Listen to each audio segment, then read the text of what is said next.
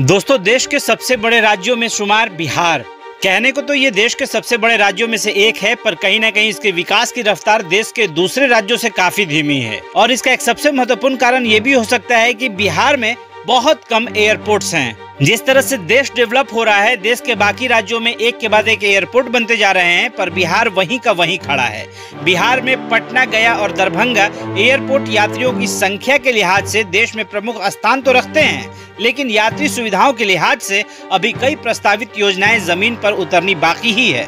वहीं भागलपुर, मुजफ्फरपुर, पूर्णिया, सासाराम व रक्सौल एयरपोर्ट हर चुनाव में मुद्दा बन जाता है। प्रस्ताव व योजना स्वीकृति का मामला कुछ आगे भी बढ़ता है, लेकिन इंतजार खत्म होने का नाम ही नहीं लेता। पटना एयरपोर्ट का छोटा रनवे, जिसे दशकों से खतरनाक की श्रेणी में रखा गया है, वहीं इसके विकल्प के तौर पर बिहटा में बड़ा टर्मिनल बनने की अड़चनें दूर होने का नाम ही नहीं ले रही हैं। पिछले साल वित्तीय स्वीकृति भी मिल चुकी थी, अब प्रशासनिक स्वीकृति के साथ निविदा प्रक्रिया का इंतजार हो रहा है। बिहटा एयरपोर्ट के लिए पहले चरण में 126 एकड़ जमीन दी जा चुकी थी। इसके अतिरिक्त 8 एकड़ की मांग की गई, जिसके कारण अधिग्रहण की प्रक्रिया फिर से अटक गई। वहीं 7 करोड़ रुपए की लागत से चारदीवारी भी बनाई गई।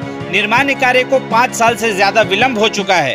दरभंगा एयरपोर्ट में 911 करोड़ की लागत से 54 एकड़ में बन रहे नए टर्मिनल भवन का काम अब तक पूरा नहीं हो पाया है। रनवे का विस्तार और रात में टेक ऑफ और लैंडिंग की सुविधा का इंतजार लंबा ही खिंचता जा रहा है।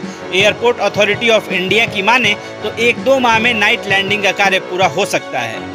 अब बात करते हैं अंतर्राष्ट्रीय एयरपोर्ट। जी हां, बोधगया अंतर्राष्ट्रीय हवाई अड्डे पर अंतर्राष्ट्रीय विमानों के टेक ऑफ और लैंडिंग के लिए रनवे छोटा है। वर्तमान रनवे 7500 फीट है, जिसे 9000 फीट होनी है। इसके लिए जमीन अधिग्रहण की प्रक्रिया वर्षों से लंबित है। गया और बोधगया धार्मिक महत्व और पर्यटन के दृष्टिकोण से बिहार का सबसे महत्वपूर्ण जिला है। इसके विस्तारीकरण के पहले चरण का काम 2002 से 2004 के बीच पूरा किया गया था। वहीं सासाराम एयरपोर्ट की बात करें तो 2013 में तत्कालीन प्रधानमंत्री मनमोहन सिंह की अध्यक्षता वाली उच्च स्तरीय समिति ने लघु हवाई अड्डा निर्माण की स्वीकृति प्रदान की थी। सर्वेक्षण के लिए टीम भी आई थी। मामला इससे आगे नहीं बढ़ा। इसका लाभ बिहार के साथ झारखंड को भी मिलता। सासाराम सांसद छेदी पासवान ने 2023 में इसे लोकसभा में उठाया था। तब नागरिक उड्डयन मंत्रालय ने बताया था कि राज्य सरकार से अब तक भूमि की व्यवस्था नहीं कराई गई है, जिस कारण योजना लंबित है। वैसे बिहार में बहुत सारे ऐसे एयरपोर्ट हैं जिनको बनाने की मांग चल रही है, जिसमें पूर्णिया एयरपोर्ट, भागलपुर एयरपोर्ट और मुजफ्फरपुर एयरपोर्ट, पर इनमें से किसी भी एयरपोर्ट पर अभी जमीनी स्तर पर कोई काम नहीं दिख रहा। वैसे पूर्णिया में एयरपोर्ट निर्माण व हवाई सेवा शुरू होने के लिए अब जुलाई 2026 तक का इंतजार करना होगा।